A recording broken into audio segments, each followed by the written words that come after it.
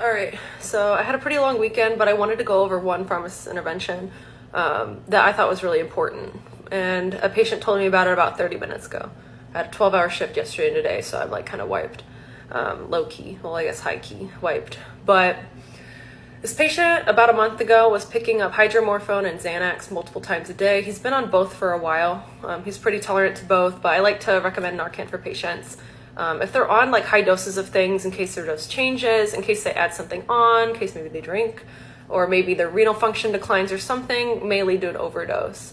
And this man said, no, I don't need that, I'm fine, but I'll take a Narcan just in case, because I don't live in a very good area.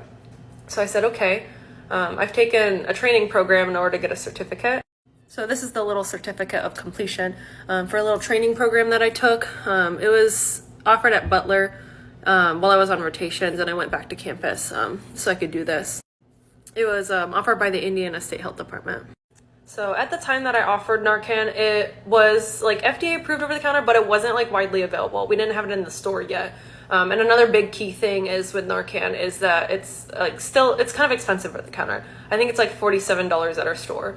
But I have the ability to write a prescription through standing order for it through the pharmacy, and then also bill insurance. And in Indiana, Medicaid will cover Narcan for all their Medicaid patients.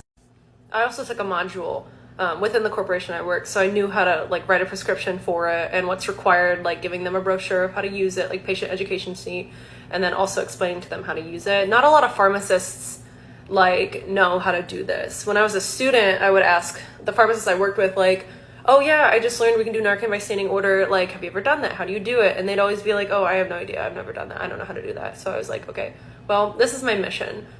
For things that I have the clinical capability to do, I will do. So I figured out how to do it when I became a pharmacist. And so Narcan for everyone, almost. So anyway, this patient told me that it came in handy. And I'm like, what does that mean? He said that about a week ago, he heard yelling like downstairs at his like apartment complex, and he went downstairs and one of the neighbors had like overdosed. So it was this woman that was just like non-responsive, and he grabbed his Narcan and he saved her life.